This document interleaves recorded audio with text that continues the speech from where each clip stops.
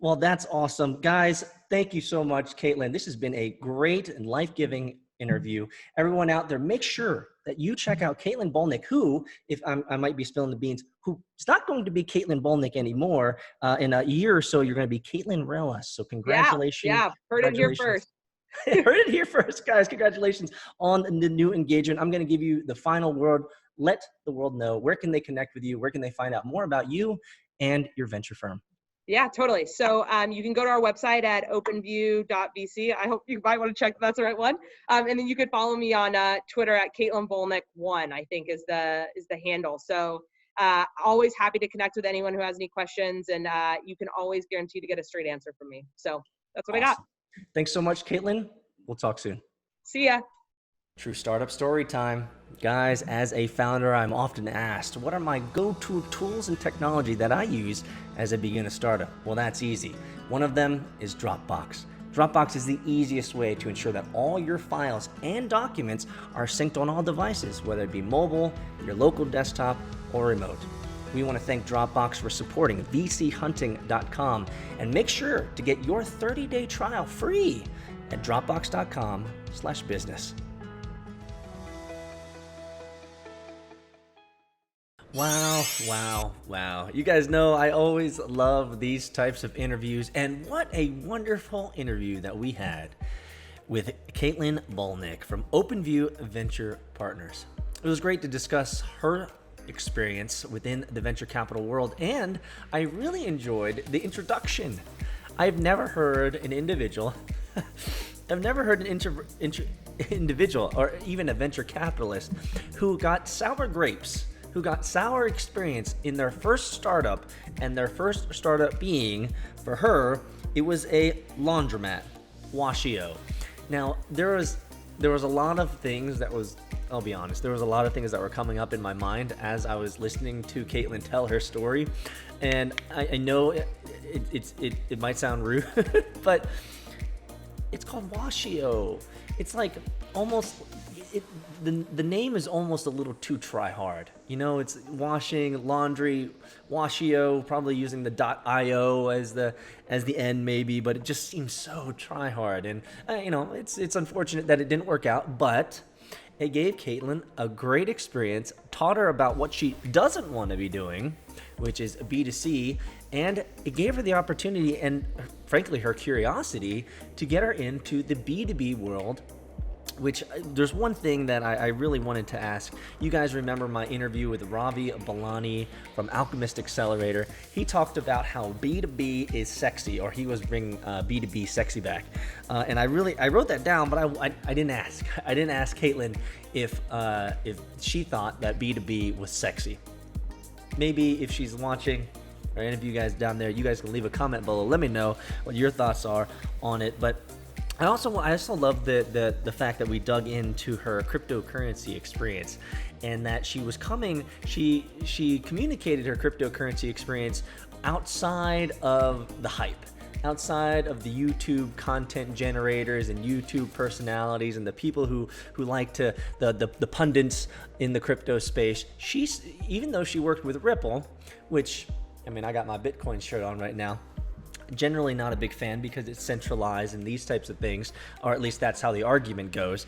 But it was just great to hear that she had come out with so much great experience, and the fact that she believes that cryptocurrency is going to be part of our future. It just needs a better face. It needs better marketing. It needs better adoption. And so we're going to be looking into that in 2020 to 2030. Obviously, we're going to be tracking it here on Venture Daily and VC Hunting for how crypto is going to continue to impact the world. One of the things that I loved is her answer to the whole idea of scar tissue in VCs. This is something that, if you remember from our conversation, I had talked about with Bill Bryant from Threshold Ventures, in that, yes, VCs have priorities, they have needs, they have strategies in mind. And if you're a founder or you're an entrepreneur out there and you're not asking these types of questions, you could actually be putting yourself in not a great position, because the people you're asking for money from, they're not really feeling your industry. They're not really feeling your market. And so it's a great reminder to all the founders and entrepreneurs out there that you really have to do your diligence on the investors. And that's one of the reasons why we do VC hunting, so that you guys can know the money, learn the people, or learn about the people behind the money, so you can make better informed decisions. And so I loved her answer about scar tissue, and that some VCs, they just have scar tissue like her. She doesn't want to ever work with B2C. She doesn't ever want to work with laundromats or laundry tech, if that's what you want to call it. And so it's just important to know that there's a lot of great questions that you need to ask as a founder when you're looking for money or a venture capital. One of the other things that I really enjoyed is her answer to around competitive advantage and defensible competitive advantage, and talking about, and this is something that I always spend a lot of time talking about on Venture Daily, is that the goal in startups, the goal in your idea is to never be better. Frankly, it's almost impossible to ever be better than anyone else in this technology space. It's to be different. And I know that sounds like a highfalutin thing to say, but really bring your best into it. If you're building a startup, that startup should ooze your personality. It should ooze your passion. It should ooze your differentiating factor, which is number one, yourself. No one else is doing it. No one else is you. No one else can do it the way that you do it. Bring that flavor. Bring who you are to the table. And one of the things that we're going to be spending a lot more time on Venture Daily is talking about personal branding, and how you as a founder, how you as an entrepreneur can ensure that the world sees you for truly who you are, your authentic self. And so being a startup founder, you have to be able to bring your full authentic self to the table there, and be defensible in the, hey, this is the way that we're doing it. We're not trying to be the next Google, not trying to be the next Facebook. We're just trying to do us. And in many cases, guys, that right there is the defensible strategy, competitive advantage. It's you and nobody else. I'll give you an example from my life. Right here, this guy, Peter, I am the competitive advantage. I am the defensible competitive advantage, because there's no one like me.